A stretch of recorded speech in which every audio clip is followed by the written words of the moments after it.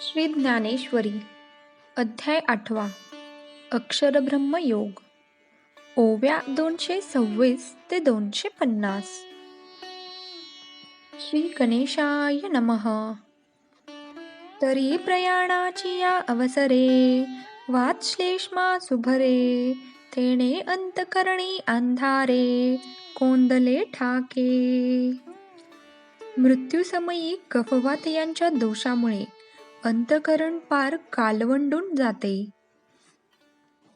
सर्वेंद्रिया लांकूड पडे स्मृती भ्रमा माझी बुडे मन होय वेडे कोडे प्राण.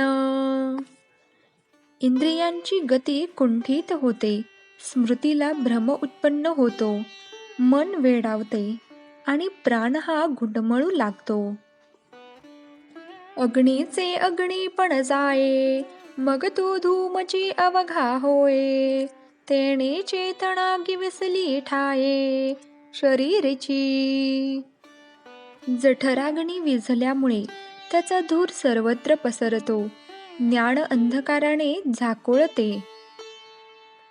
जैसे चंद्रा आड आभाळ सदट दाटे सजळ मग गडद उजाळ ऐसे झावळे होय.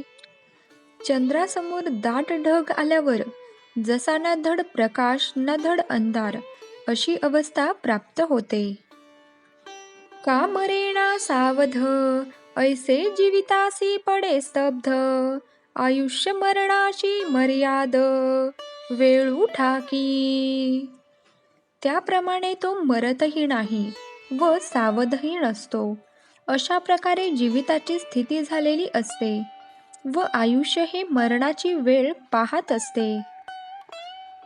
ऐसी मनबुद्धी करणी सभोवती धुमाकुळाची कोंडणी तेथ जन्मे जोडली वाहणी युगची बुडे.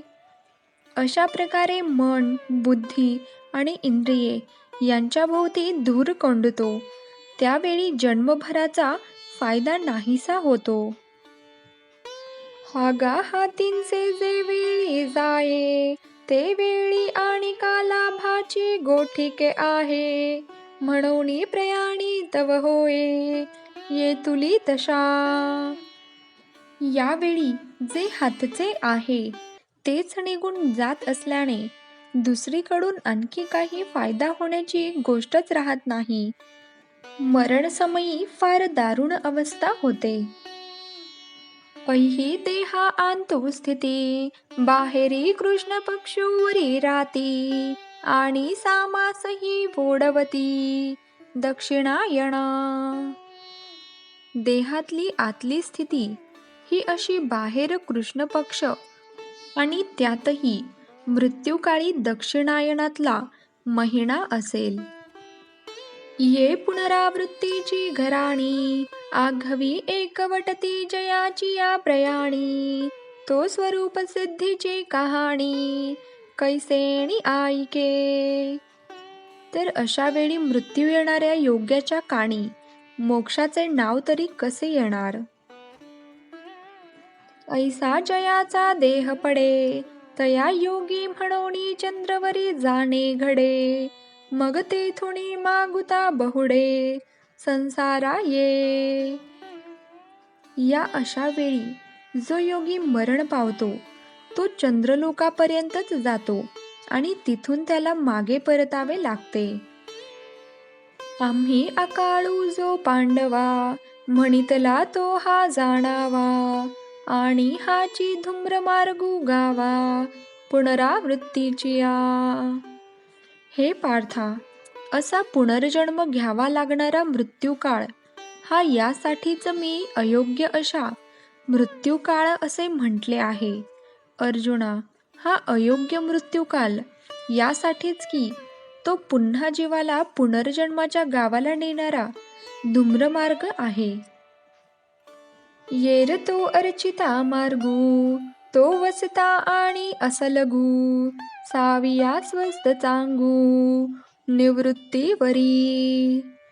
यापेक्षा पूर्वी सांगितलेला जो दुसरा अर्चिर मार्ग तो उत्तम आणि मोक्षाप्रत घेऊन जाणारा सरळ मार्ग आहे. ऐशिया अनादी या दोन्ही वाटा, एकी उजू एकी अव्हांटा, म्हणोनी बुद्धिपूर्वक सुभटा, दाविलिया तुझ. अर्जुना, अनादिकालापासून चालत आलेले हे दोन मार्ग म्हणजेच अर्चिरादी आणि धूम्र मार्ग, या दोन्ही बाबतची माहिती मी तुला दिली. काजे मार्गा मार्ग देखावे, साच लटिके ओळखावे, हिताहित जाणावे, हिताची लागी. त्यामागचा हेतू हाच की कोणत्या मार्गाने गेलो तर आपले कल्याण आहे हे ज्ञात व्हावे. पाहे पाणाव देखता बरवी, कोणी आड घाली काय अथावी, का सुपंथ जाणोनिया अडवी, रिगवत असे. असे बघ की समोर उत्तम नाव दिसत असताना कोणी मुद्दाम महापुरात उडी घेईल का? किंवा साधा सरळ राजमार्ग समोर दिसत असता आडमार्गाला कोण आणि का जाईल? जो विष अमृत ओळखे, तो अमृत काय सांडू शके, तेवी जो उजू वाट देखे, तो अव्हांटाण वसे. जो विष आणि अमृताला चांगला ओळखतो, तो जसे अमृत टाकणार नाही, तसा सुज्ञ आडमार्गाला जाणार नाही. म्हणोनी पुढे पारखावे खरे कुडे, पारखिले तरी न पडे, अनवसरे काही. यासाठी प्रथम माणसाला चांगले वाईट, योग्य अयोग्य याची अचूक पारख व्हायला हवी. ती झाली तर मग कोणी आपणहून संकटात पडणार नाही. एरवी देहांती थोर विषम, या मार्गाचे आहे संभ्रम, जन्मे अभ्यासिलियाचे हनकाम, जाईल वाया. पण तसा प्रयत्न जाणीवपूर्वक केला नाही तर मात्र अंतकाली या धूम्रकाळाची मोठी भीती आहे. कारण जर मृत्यू त्या काळात झाला तर जन्मभराचा अभ्यास वाया जातो. जरी अर्चिरा मार्गू चुकलिया, अवचटे धूम्रपंथे पडलिया, तरी संसार पांथी जुंतलिया, बहुमतची असावे. जर प्रकाश मार्ग हुकला आणि धूम्रमार्गात अडकला तर अशा जीवाला जन्ममरणाच्या चक्रात फिरावे लागते. हे सायास देखोनी मोठे, आता कैसे निपा एक वेळ फिटे, म्हणोनी योग मार्गू गोमटे, शोधिले दोन्ही.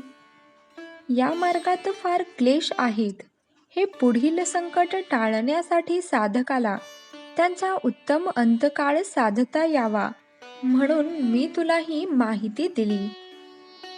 तव एके ब्रह्मात्वा जाईजे, आणि एके पुनरावृत्ती येईजे, परी दैवगत्या जो लाहिजे, देहांती जेणे. एका मार्गाने मोक्ष प्राप्त होतो तर दुसऱ्या मार्गाने पुनर्जन्माचा फेरा. मरणकाळी ज्याच्या त्याच्या दैवयोगाने त्याला जो काळ लाभतो त्यावर त्याची गती अवलंबून असते.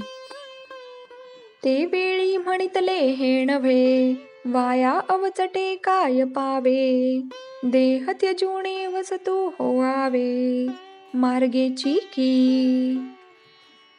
भगवान अर्जुनाला म्हणतात, अर्जुना, मृत्यूनंतर ब्रह्मत्व मिळावे असे म्हणणे तरी कसे योग्य ठरावे? कारण कोणाचा मृत्यू केव्हा होणार हे काही कोणाच्या हातात नसते. तरी आता देह असो अथवा जावो, आम्ही तो केवळ वस्तूची आहो, काजे दोरी सर्पत्व वावो, दोराची कडुनी. ज्याप्रमाणे दोरीवरच्या सापाची भीती ही ज्ञानाने दूर होते, त्याप्रमाणे मी ब्रह्म आहे हे जाणे पूर्णपणे ओळखले, अनुभवले आहे. त्याला देह जावो अथवा राहो, तो त्याच्या ब्रह्मस्थितीत मग्न असतो. मज तरंगपण असे की नसे, ऐसे हे उदकासी कही प्रतिभासे. ते भलते तेव्हा जैसे तैसे, उदकची की. पाण्यावर लाटा आल्या काय, किंवा त्या पुन्हा पाण्यात विरल्या काय, पाणी ते पाणीच राहते ना. तरंगाकारेण जन्मेची, ना तरंग लोपेण निमेची. तेवी देही जे देहेंची, वस्तू जाहले. जसे पाण्यात लाट आली म्हणजे पाणी जन्मत नाही, किंवा लाट जिरली तर पाणी मुरत नाही, त्याप्रमाणे देहात राहून जे देह सुद्धा ब्रह्म झाले.